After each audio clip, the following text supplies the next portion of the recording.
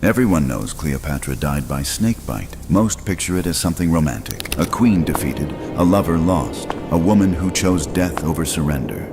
Poetic, the stuff of legend. But that story is missing something. Cleopatra didn't fear death. She feared what came before it. She'd seen it happen to other queens. She knew exactly what Octavian had planned. When she pressed that asp to her skin, she wasn't choosing death over life. She was choosing death over what Roman victory meant for conquered queens. And that choice tells you everything about what really happened the night Rome's legions won. Roman conquest wasn't just about territory. It was about breaking spirits, erasing identities, making examples that would echo through generations. And for queens, for the women who dared rule, who commanded armies, who challenged Rome's dominance, the Romans had developed something systematic, something documented, something so brutal that even historians who recorded public crucifixions and mass executions struggled to find words. If you want to see how deep history's darkness goes, drop a comment with your city and country, because what you're about to hear, they don't show in Hollywood.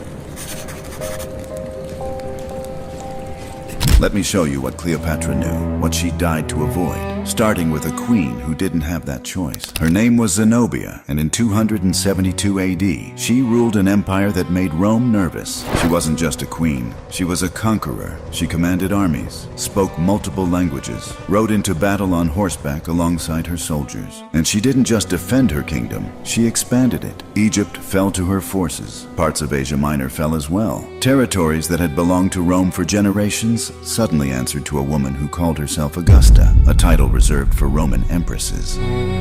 Rome didn't just hate her, they feared her, because Zenobia proved something dangerous, that Rome could be challenged, that Rome could lose, and worse, that a woman could be the one doing it. But empires don't tolerate challenges, and Emperor Aurelian was coming. The siege of Palmyra lasted months. Zenobia's forces fought hard, but Rome had more soldiers, more supplies, more time. The walls held, then they didn't. And when the city started falling, Zenobia knew what happened to queens who lost to Rome. She tried to escape, loaded supplies onto a camel, and rode for the Euphrates River, hoping to cross into Persian territory where Rome couldn't follow. She almost made it. The river was in sight, freedom was hours away. And then Roman cavalry appeared on the horizon. They surrounded her, pulled her from the camel, bound her wrists. And that night in Aurelian's camp, Zenobia learned what Roman victory actually meant. The tent was surrounded, not by guards protecting her, but by soldiers who wanted revenge. She could hear them outside, hundreds of voices, drunk, angry, describing in detail what they wanted to do to the queen who had killed 70,000 Romans, what they would do if Aurelian gave permission. Her daughters were in the tent with her, teenagers terrified, listening to the same voices, understanding the same threats. Officers came to Aurelian's tent that night. They had a question. The queen who murdered Roman soldiers, the woman who stole Roman territory, the Augusta who insulted Rome itself, what do we do with her? And some of those officers had suggestions, specific suggestions. They'd earned this, hadn't they? This was spoils of war. This was justice. Let the men have one night, just one, then she'd be broken enough for the triumph. Aurelian said no, not because of mercy, but because he needed her intact. He needed her beautiful. He needed Romans in the capital to see her walking in chains, conscious, aware, humiliated but not destroyed. Not yet. The destruction came later. The destruction was public, so he posted guards inside her tent, not to protect her, but to protect his investment. And all night, Zenobia and her daughters listened to soldiers describing what those guards were preventing, what awaited them in Rome, what Roman victory really meant for queens who dared resist. Dawn came. The voices didn't stop. The preparation began the next day. They shaved her head first, a Roman humiliation for captives. The hair that she'd worn in elaborate styles, the hair that marked her as royalty, gone. Then they stripped her of her royal garments, the silk from Persia, the gold from Egypt, the purple that proclaimed her status. All of it removed. They dressed her in a slave's tunic, coarse fabric, degrading. And then came the chains. Not iron chains, but golden chains, because Rome had a sense of irony. You wanted gold. You conquered for wealth? Here, wear it. 60 pounds of it. So heavy she couldn't lift her arms. So heavy she couldn't walk without help.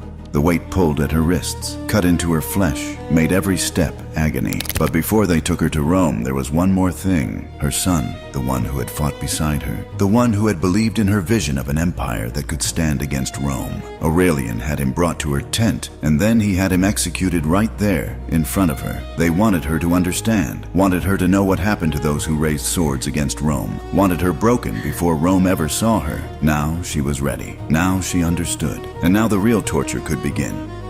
The journey to Rome took weeks. Zenobia walked in those golden chains, in summer heat, with no shade, no water unless Romans decided to give it. And every town they passed through, every village on the road, crowds gathered. Word had spread. The queen who challenged Rome, the woman who thought she could be Augusta. They threw things, rotten food, stones, worse. They shouted, called her whore, called her worse, described what they'd do if they could reach her. And Zenobia walked, because stopping meant being dragged, and being dragged meant more pain. Her daughters walked behind her, also in chains, also being pelted, also hearing the threats, the specific threats, the descriptions of brothels, the promises of what Roman men did to daughters of defeated queens. And finally, after weeks of this, they reached Rome. The Triumph Parade was scheduled, the greatest spectacle Rome could produce. Proof of Aurelian's victory. Proof that challenging Rome ended in chains. The parade begins at dawn. Zenobia stands at the starting point, those golden chains weighing her down, cutting deeper into flesh that's already scarred from weeks of wear. She can barely stand. Slaves have to hold the chains up so she doesn't collapse under the weight. The crowd roars. Thousands of Romans line the streets. They've been waiting for this. The queen who dared, the woman who thought she could be their equal. And now look at her. The parade moves forward. Zenobia takes a step. The chains pull. She stumbles. The crowd laughs. They throw things. Rotten vegetables, feces, stones. One hits her face. Blood runs down her cheek. She keeps walking. Every few blocks, the parade stops. A senator steps forward, reads from a scroll, lists her crimes. Territory stolen, Romans killed, the audacity of calling herself Augusta. The crowd boos, screams, demands punishment, demands worse. And the soldiers who march alongside the parade, they're close enough to touch her, close enough to grab, and they do. Hands reaching through the guards, touching her, groping her, describing what they wanted to do, what they'd been denied that first night in Aurelian's camp. The guards push them back, not to protect Zenobia, but to preserve the spectacle. She has to make it to the end. She has to survive this, because Rome wants to see her crawl. 5 hours of this. The heat, the weight, the pain, the humiliation, the hands, the voices. Her daughters behind her, experiencing the same, hearing the same promises about brothels, about what happens to pretty girls whose mothers lose to Rome. And Zenobia walks, because what choice does she have? The parade ends at the Forum. Aurelian gives a speech. The glory of Rome, the price of resistance. He points to Zenobia. This is what happens. This is what Rome does to those who challenge us. Learn this lesson. Remember this woman. Then comes the twist. Aurelian doesn't execute her. He gives her a villa in Tivoli, a comfortable life, a pension, guards to protect her, everything a former queen could want except freedom. This is Rome's mercy. This is what submission earns you. Fight us, and you walk in golden chains, but survive the walk, and we'll let you live in comfort. As our trophy, our proof that resistance ends in surrender. Zenobia lives there for years in that villa with those guards, never allowed to leave, never allowed to return home, never allowed to forget that she's alive because Rome permits it. Some sources claim Aurelian forced her to marry a Roman senator. Not love, not choice. A final humiliation. The queen who ruled the East now belongs to Rome completely. Even her body, even that. And Rome watches, and Rome learns. This is mercy. This is what happens when you're lucky. When Aurelian likes you, when Rome decides to be generous. But most conquered queens weren't lucky. Most didn't get villas. Most got what Zenobia spent that first night hearing about, what those soldiers wanted to do, what Rome's victory really meant. Let me show you the pattern, the system, what Rome did when mercy wasn't on the table.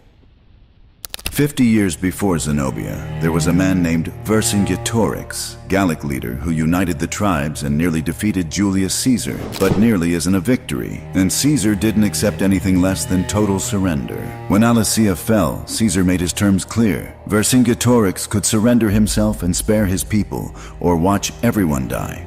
Vercingetorix chose surrender, walked out of that fortress in chains, thought he was saving lives. His wife thought so too, his children. They watched him go, believed Caesar's promise that surrender meant life. Caesar lied. The moment Vercingetorix was secured, Caesar's officers moved in, seized the family, separated them. The wife never saw her husband again. Didn't know he'd spend 6 years in a Roman prison before being strangled during Caesar's triumph. Didn't know because she'd already been distributed.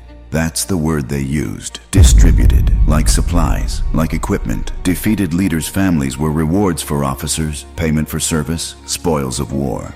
Vercingetorix's wife became the property of one of Caesar's commanders. Not a servant, not a slave in the household sense. A concubina captiva, a captive concubine, which meant exactly what it sounds like. She had no choice, no voice, no rights. That first night, still in the clothes she'd worn watching her husband surrender, she belonged to a Roman officer who'd earned her through conquest. And the children, separated, sold. Sons became slaves or gladiators. Daughters went to whoever paid. The family that Vercingetorix thought he'd saved by surrendering was erased within days. This wasn't cruelty. This was policy, standard practice, documented in Caesar's own writings. Matter of fact, no drama, just the business of empire. Defeated leaders' families were assets, distributed accordingly. But here's the thing, Rome didn't just do this after defeat. Sometimes they did it before, as a warning, as psychological warfare, to show what happened to those who resisted. Ask Boudica.